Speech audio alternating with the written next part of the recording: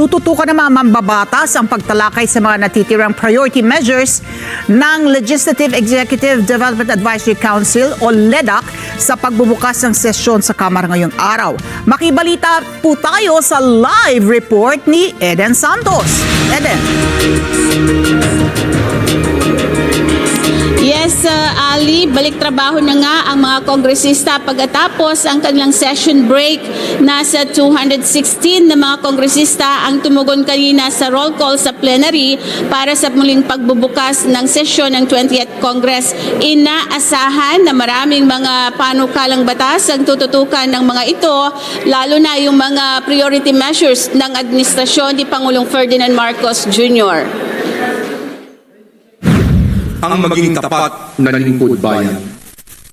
Ilaan natin ang ating lakas, oras at kakayahan sa pagtaas ng antas ng serbisyo para sa ating mga mamamayan at paggawa ng mga batas na makabuluhan, mga batas na hindi lamang maganda sa papel, kundi ramdam ng bawat pamilyang Pilipino. Nangako ang liderato ng Kamara sa ilalim ni House Speaker Faustino Boji III na tututukan ng natitirang 36 na LEDAC bills na may kaugnayan sa agriculture, health, education at social welfare ng mga Pilipino. Sinabi ni House Majority Leader at Ilocos Norte Representative Ferdinand Alexander Sandro Marcos na ang Kamara ay naglalayo na panatilihin ang legislative agenda ni Pangulong Ferdinand Marcos Jr.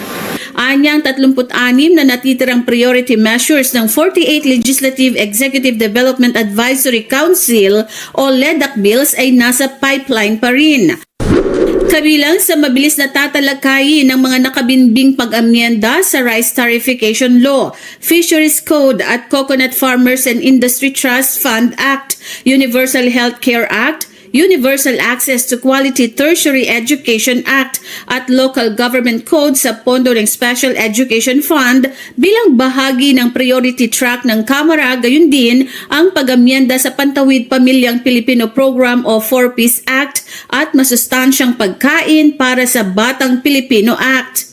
Bukod sa nabanggit na LEDAC bills, kabilang din sa inaasahang tututukan ang mga panukalang Anti-Political Dynasty Bill, Party List System Reform Act, amyenda sa Anti-Money Laundering Act at marami pang iba. Binigyang diin ni Marcos na marami sa mga kongresista ang naniniwala na service delayed is also service denied. Kaya kailangan nilang magdoble kayod upang maipasa ang mga batas na ito para sa kapakinabangan ng mga mamamayan. Sa pagbubukas naman ng sesyon, nakiusap si House Speaker Faustino Boji III sa mga kasamahan sa Kamara na isantabi ang pamumulitika na naghahati-hati at yakapin ang politika na nagbubuklod. Hinikayat nito ang mga kongresista na talakayin ang anti-political dynasty law. Kaya hindi tayo uurong sa mga mahihirap na usapin. Bubuksan natin ang diskusyon na matagal nang iniiwasan. Kabilang dito ang anti-political dynasty bill. Alam kong ito'y sensitibo at personal para sa ilan, maging sa aking sariling pamilya. Ngunit kung seryoso tayo sa reforma, kung ang hangad natin ay patas na pagkakataon para sa lahat, we must have the courage to talk about it honestly, openly, and with sincerity. Ali, sisimulan ng House Committee on Suffrage and Electoral Reform sa mga deliberasyon sa anti-political dynasty bill sa Martes. Bukas yan, January 27, kung saan ay mga respetadong legal luminaries ang inimbitahan para manguna sa mga talakayan bilang mga resource person sa mga gagawing deliberasyon. Ali? Okay. Eden, ito ang ating Pangulo inatasan ng Kongreso na unahin, i-prioritize yung 4 na legislative measures na banggitan natin yung anti-political dynasty bill, itong reforma sa party list system. Ano pa yung iba? Ano pa yung dalawang iba pa na certified urgent din ng Pangulo? Ali, yung mga binabanggit ng Malacanang na priority measures nila, bukod sa anti-dynasty bill at political political party system ay yung mga panukalang batas na sa tingin ng Pangulo ay mag-aangat sa buhay at pamumuhay ng ating mga kababayan.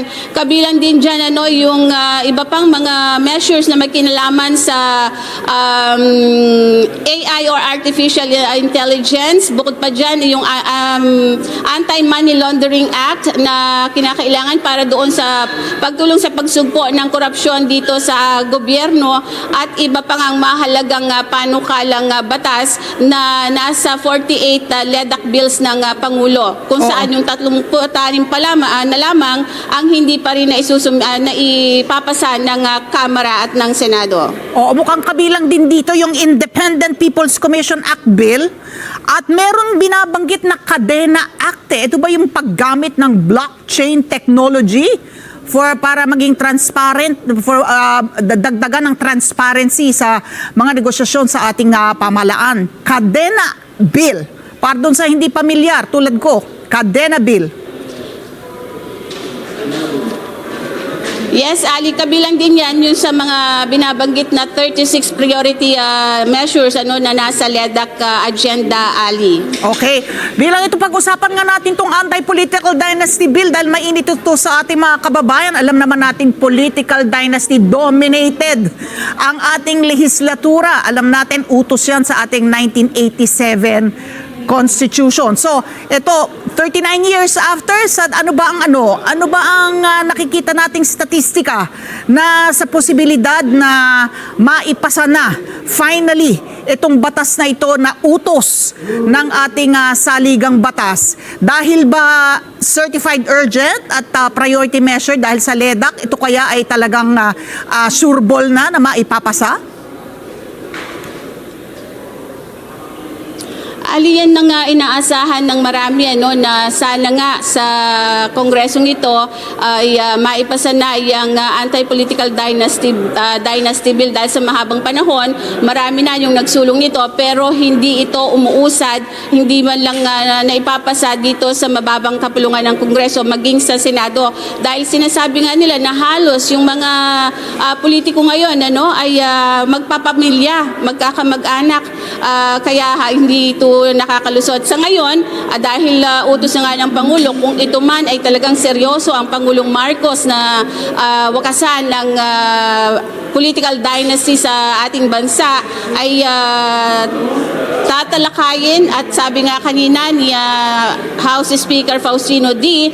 ay ito ay bigyang oras na sa mga pagtalakay ng mga kongresista dahil maging siya nga ay maapektuhan, tatamaan itong anti-political dynasty bill dahil yung kanyang pamilya, lalo na sa bahagi ng Isabela, yung mga D ay sila rin halos yung mga nakaupo sa pwesto sa kanilang lugar. Pero sabi nga niya, dapat itong mabigyan ng pagkakataon na matalakay at maipasa para naman magkaroon din ng pagkakataon yung ibang mga nais na mamuno o magserbisyo sa ating mga kababayan, Ali. Oo, okay. Maraming salamat, Eden Santos, nag-uula live mula sa Kongreso.